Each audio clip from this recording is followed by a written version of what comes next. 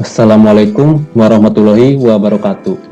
Sebelumnya, perkenalkan kami dari Unit 58, KKN Angkatan 64, akan mempresentasikan tugas unit kami, khususnya di bidang pendidikan, dengan judul Metode Pembelajaran Role Playing, yang dapat meningkatkan fokus dan minat siswa terhadap proses pembelajaran.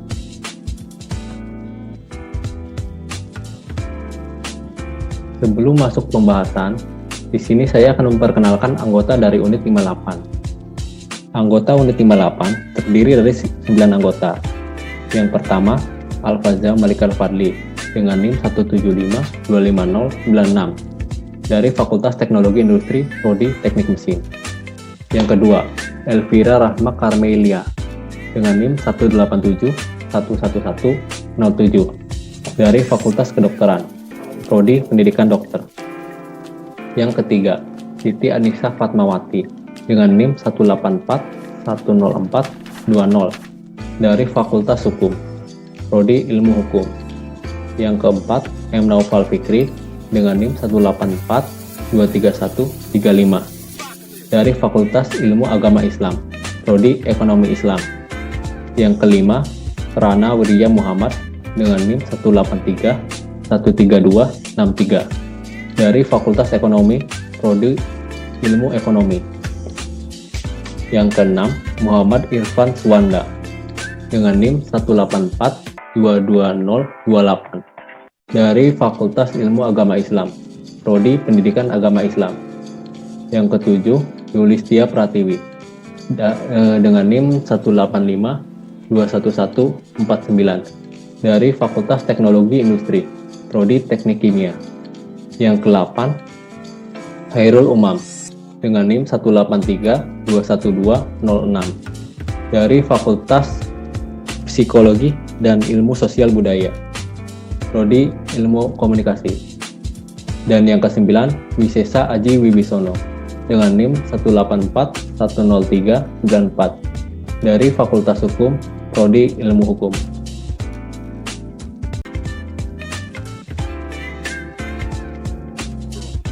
Latar belakang topik yang kami ambil. Kami melakukan wawancara pada narasumber yang berprofesi sebagai guru. Berdasarkan hasil wawancara dengan narasumber, masalah yang kami temui adalah banyaknya siswa yang kurang fokus dan tidak tertarik dengan metode pembelajaran di kelas karena sudah terbiasa dengan metode pembelajaran daring. Dari hasil diskusi dan evaluasi kelompok, untuk mengatasi permasalahan tersebut, kami memutuskan untuk memilih metode role playing sebagai metode pembelajaran guna meningkatkan fokus dan minat siswa terhadap proses pembelajaran.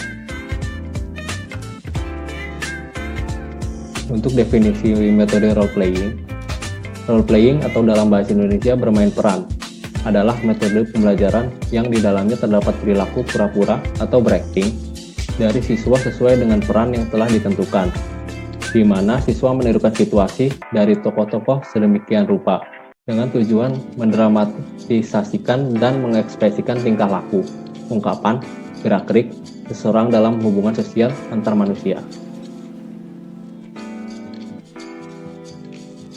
Tujuan metode role playing. Yang pertama, belajar dengan berbuat, yaitu para peserta didik melakukan peranan tertentu sesuai dengan kenyataan yang sesungguhnya.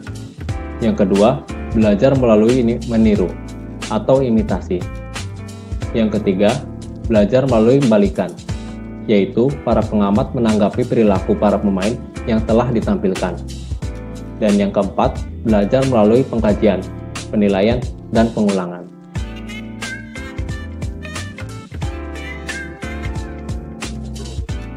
Selanjutnya, manfaat metode role playing. Manfaat yang pertama, siswa menjadi lebih tertarik dan terlibat dalam proses pembelajaran. Yang kedua, siswa dapat mengintegrasikan pengetahuan terhadap perilaku melalui pengklasifikasian masalah-masalah. Yang ketiga, melatih siswa mengeksplorasi alternatif-alternatif dan mencari solusi yang kreatif.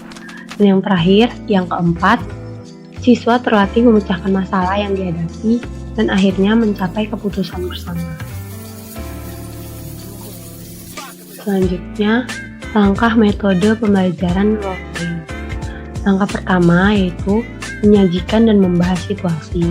Langkah kedua, menyiapkan pemain, meliputi pemilihan peran dan mengatur tempat bermain. Ketiga, bermain peran yang merupakan proses inti dari role playing. Dan yang terakhir, yang keempat, pengungkapan pengalaman berupa diskusi dan evaluasi. Selanjutnya, kesimpulan. Harapan kami, dengan disampaikannya video ini, guru mampu mengaplikasikan metode pembelajaran role playing sehingga siswa dapat lebih tertarik dan fokus untuk mengikuti pembelajaran. Sekian materi dari kami. Mohon maaf bila ada salah kata. Wassalamualaikum warahmatullahi wabarakatuh.